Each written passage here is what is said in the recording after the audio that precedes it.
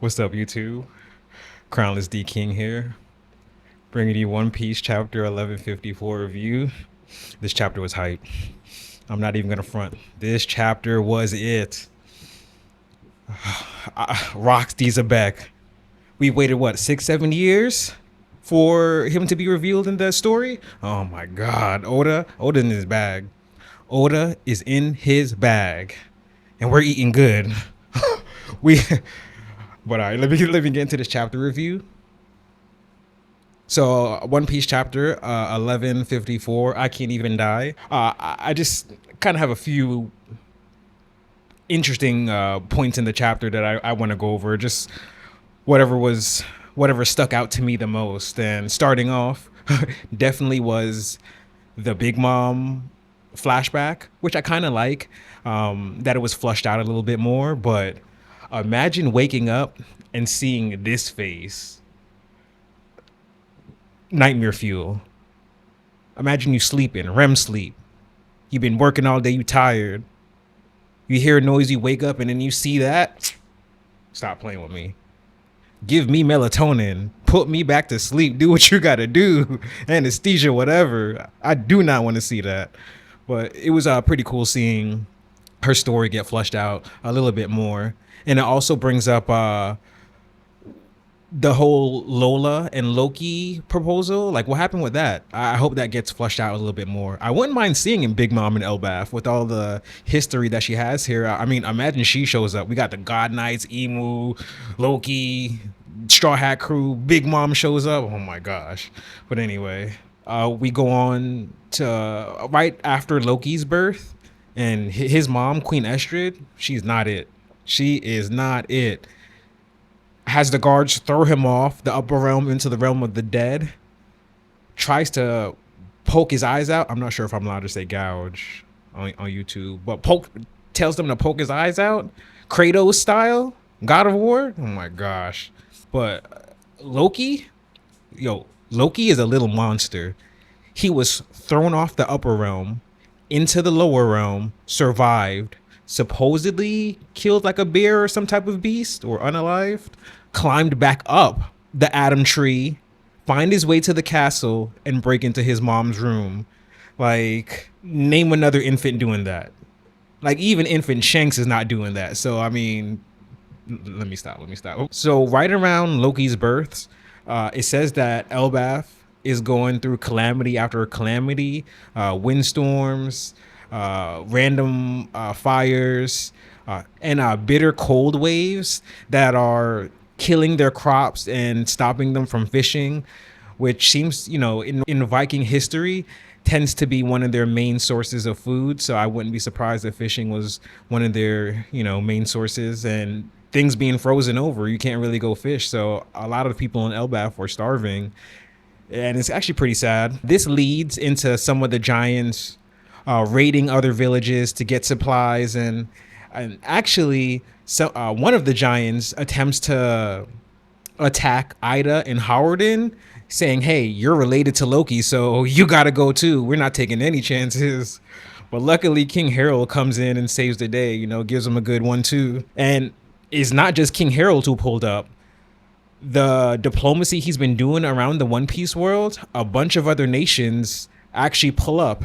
And it's incredible because some of these ships have these bags on them that are almost as big as some of the ships. So, I mean, imagine how much it takes to feed a regular human, let alone a giant, and a country of them at that. This little panel, I don't know why it sticks out to me so much. Well, I actually do know why. It's because it just makes me imagine when Luffy is in some type of trouble and he has to call up the Grand Fleet. Like, hey, come to this island, and they pull up right at the nick of time. Like, I could just imagine a double spread page just of all the ships, Cavendish, Howardin, after Elbaf, the long arm dude, the Tontada. Oh my gosh. All right, one step at a time. It's incredible to see all of these countries actually pull up and assist Elbaf and King Harold in this time of need. Like, it's really showing that King Harold's actually really making an impact on the world, showing them that, hey, not all giants are savages. Like, we're regular people too. We've had a bad rep, but we're learning. Oh, so Queen Estra dies, and I said what I said in my chapter reaction, so I'm moving on. And we go to find out that Ida was actually the one who builds the little bar slash tavern on the coast of Elbaf, the one that Shanks and his crew pulls up to when he one-shot Kid. But it makes me wonder what happened to Ida, because it's a different barkeep who's running the bar now. So, like, did Ida die? Did she just move to a different part of Elbaf? You know, Hardin doesn't really talk about her in the present time of One Piece, so we don't really know what happens. It'd be cool to figure it out. Ja Rule and King Harold have a little sit down, and they talk about the Reverie, actually, which really piqued my interest in my chapter reaction. Just, we know what type of things happen in the Reverie, like Sabo pulling up, King Cobra dying, the revolutionaries helping out Sabo and, you know, causing some havoc. They begin talking about the Reverie and how King Harold was snuck in there, and he wouldn't have made it out if it wasn't for a murder that takes place. Now, this brings up 4 questions for me. 1, who was the friend who snuck in King Harold? I mean, they snuck him in as a guard, so I'm assuming it was a king. Question number 2, how did they not immediately catch Harold? Because, correct me if I'm wrong, isn't he an ancient giant? Which are bigger than regular giants? So, like, that should have been an easy like, yo, what, who, you see it? Question 3, who was it who got unalived at the Reverie? Was it the Admiral that rock solo though? All right, let me chill. All right. But no, seriously, who was it? Like, could it have been the Admiral? Was it someone else? Was it a king? Because we know there's a reputation of kings dying at the Reverie, so it'll be interesting to see, or hopefully we find out who it was. And then lastly, they speak about the Galley-La. I hope I'm pronouncing that right. Warhammer troop. It's a company of like giants and ancient giants who I guess they shipwright. That brings up a question. Does Water 7, Iceberg, and the current Galley-La company have anything to do with them? Because if you look at the logo for the Galley-La, the current Galley-La company, it looks like a Viking ship. So that's pretty interesting. I see you, Oda. Moving on into the chapter, Loki, being an absolute monster, a freaking tyrant, pulls up with the animals from the realm of the dead, the one shown in the movie with Shiki, where he like modifies the animals. Yeah, he pulls up with the animals and just raises the village. He just attempts to level it, causing all these poor innocent people nothing but strife and pain. And I get it, you know, they have the saying hurt people, but still, I don't condone it. Continuing on into the chapter, he actually attempts to unalive himself by pulling a Kaido and jumping from the upper realm into the realm of the dead. And I mean, like I said earlier, he's a monster, so he obviously survives, and you know, he's bawling his eyes out. But that actually leads to the most important part of this chapter. Oh, I've been waiting to talk about this. Rocks, Xebec. We've been waiting years to hear anything about Rocks, and we finally got it. This was one of the coolest character reveals in recent memory of One Piece. Like, I thought the Loki reveal, well, I mean, it was sick. I'm not taking anything away from Loki. Like, his reveal was incredible. Seeing him all tied up on the tree and Luffy just walking up to him, like looking like a damn near an ant. But Roxy's a bet got drip. Oh my god, he looks so cool. He looks so cool. Oda was in his bag with this design. Like, I can't think of one cooler. Well, besides Blackbeard. Okay, specifically pre-time skip Blackbeard. Like this one where he was at Marineford. When I think of Blackbeard, that's what I think of. Like, that's the image that pops up. I like his post-time skip outfit, but that first one, demonic. But back to Rocks. Ugh. And look who he has behind him. Lackeys. Henchmen. Goons. Prime Whitebeard. prime Shiki, prime Stussy. Some of the greatest forces in modern One Piece, the current timeline of One Piece. And they're behind Rocks, following him. What does that say about Rocks? Like how powerful is Rocks? We see that they say he solo doloed a Navy admiral. Imagine one of the rookies from the worst generation pulling up to an admiral. They would hockey backhand them so hard into impel down. Like, I mean, we saw Luffy pull up to Marineford and how he handled Aokiji, Akainu, and Kizaru. He essentially got washed. I mean, I love Luffy. Top 5. But he got washed. If it wasn't for everybody else, Luffy would have been no more. Going back to Rocks. And all this before he was even a captain. He has Whitebeard, Shiki, Stussy. We know these characters. We know they have egos. And he has them following him before he even becomes their captain. I am enamored. I cannot wait to see...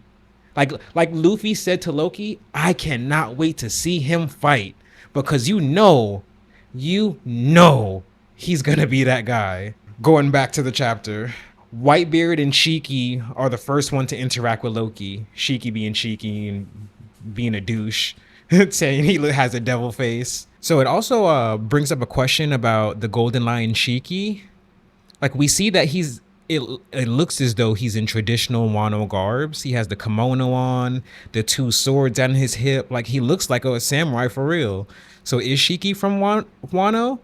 It would kind of make sense because if you remember in the Odin flashback, what's her name? Higuruma, the little old lady who distracted Odin when him and Kaido were fighting. She has the fruit that allows you to transform into other people. And one of the faces that she transformed to is Shiki. So she must have seen him at some point. So Higuruma had to have known Shiki somehow, or how else would she have gotten his face? But it would be cool to see if Oda ever talks about Shiki's background, because he is one of the more powerful characters in One Piece, and he has an OP devil fruit. Like Oda said, he would never give someone the ability to just fly, and Shiki can literally levitate islands. So I mean, Shiki's one of those guys. And then Whitebeard being Whitebeard and, you know, being a good father, saying, hey, why are you crying, kid? And I really like that. You know, Whitebeard is such an awesome character, the way he just cares about all of his sons, and he just never disappoints. Rocks then asks Loki 2 questions. 1, is this Elbaf? And 2, is King Harold here? And we just see that look on Loki's face, like, who are you guys? Like, what's going on? He's still crying, you know, from what he just attempted. I've seen some people on Twitter actually talking about how the little peace sign that Rocks puts up, how they think it's the Opie Opie no Mi, especially with the mountain being cut in half. But I'm not so sure that it's actually that, just because, you know, he said, I have 2 questions for you. So, and Laud has 3 fingers up when he's doing his room abilities. But I could be wrong, because we did see the mountain get cut in half, even though at this point in time, we don't see Rocks with a sword or any type of blade. And they're, you know, Shiki and Whitebeard are there, and, you know, they're fairly formidable themselves. So could have been one of them. Or Sussy's pretty strong, but I don't think she's cutting any Elbaf mountain. Like, it's not just a regular mountain, it's an Elbaf mountain. I mean, just this reveal alone brings up so many, like, lore questions. Like, what all does the Gorosei know about Rocks? Because we saw when Saint Saturn was on Egghead, and he came into contact with Katarina Devon and Von Augur, you know, what makes you want to follow Teach? You know, they saying, oh, he's special. And Saint Saturn replying with, yeah, he's of a special lineage. So I really wonder what all, you know, Imu and them know. There was even a point in time where Imu had 3 posters. It was Vivi, Luffy, and Blackbeard. So you know Blackbeard has to be on their radar if Imu has a poster of him specifically. Also, did Whitebeard know that Blackbeard, or Marshall D. Teach, was Rocks' son? Like, they look similar. The face is uncanny. You know, after I digested, you know, the shock of seeing him for the first time, it took me a second, but then I realized, holy crap, he looks just like Blackbeard. So there's no way a guy with the observation of Whitebeard didn't know little Marshall D. Teach was Rox's son. But, you know, maybe he didn't, because Ace had to tell him that he was Goldie Rogers' son. So, I mean, it's kind of hard to say. But, and it's also interesting, Whitebeard has both Goldie Rogers' son and who I'm crowning the actual Pirate King, Rox D. Xebec, his son, on his ship at the same time. That's a quick, crazy twist of fate. I see you, Oda. This reveal just changes the entire fight between him and Blackbeard on Bonnaroo Islands. Like, there's just so much more depth to it now. The son of Roger, the son of Xebec, fighting it out, and then Blackbeard wins, avenging his father, since it was Roger and Garp who took out Xebec on in God Valley. I'd really like Oda to expound upon that, because seeing Rox, I don't believe it. I don't believe it. I know that Prime Garp is a monster, and I know that Prime Roger is a monster as well, but with that drip, no shot. No shot. Like, Garling, I mean, Emu must have pulled up to help, to be honest. Yeah, I'll say it. Emu probably pulled up. He was like, nah, we all gotta jump this guy. Nah, let me chill. It also changes the context of Whitebeard versus Blackbeard at Marineford. I mean, Whitebeard followed Rox. Lackey. Nah, let me chill. He followed Rox. And Blackbeard, I mean, mind you, he came in at the end. But, I mean, he was still the one to take out Whitebeard. So that completely changes that dynamic. Oh my, I love One Piece. I just love how you can go back to past chapters with new information, and it just opens up a whole new world of context and lore. And with all of this happening, I stand by my hot take. There is no way that Marshall D. Teach will not be the final villain of One Piece. Like, another hot take I have, I think Blackbeard is going to take out Emu.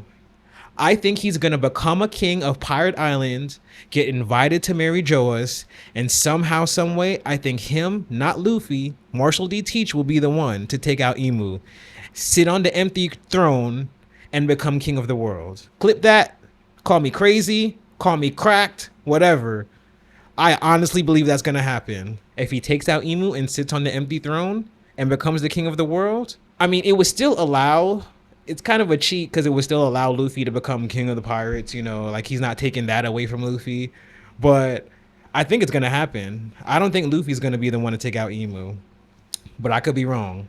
I'm probably wrong, but I feel like I'm right, and that's what counts. That's going to be for a future video, because I really think Blackbeard is, like, he is D1. But One Piece chapter 1154, 10 out of 10. 5 out of 5. Yes out of yes. Chapter of the year for me. Unless Blackbeard Marshall D. Teach does some insane crazy shit, chapter 1154, chapter of the year. 10 out of 10. 5 out of 5. Yes out of yes. Would mind wipe and read again. Like I said earlier, we are eating good, and it's not going to stop anytime soon. This is a buffet, and it's all you can eat. Let me know what you guys think below. Did you enjoy the Rox reveal? I know you did. But did you enjoy the Rox reveal? Any theories you have? How did you feel about the chapter? Any highs, any lows? Just let me know below. This is Crownless D King. Thank you for coming to the Crownless Kingdom. Brick by brick, baby, we're going to build it. Stay safe. Stay blessed. One love.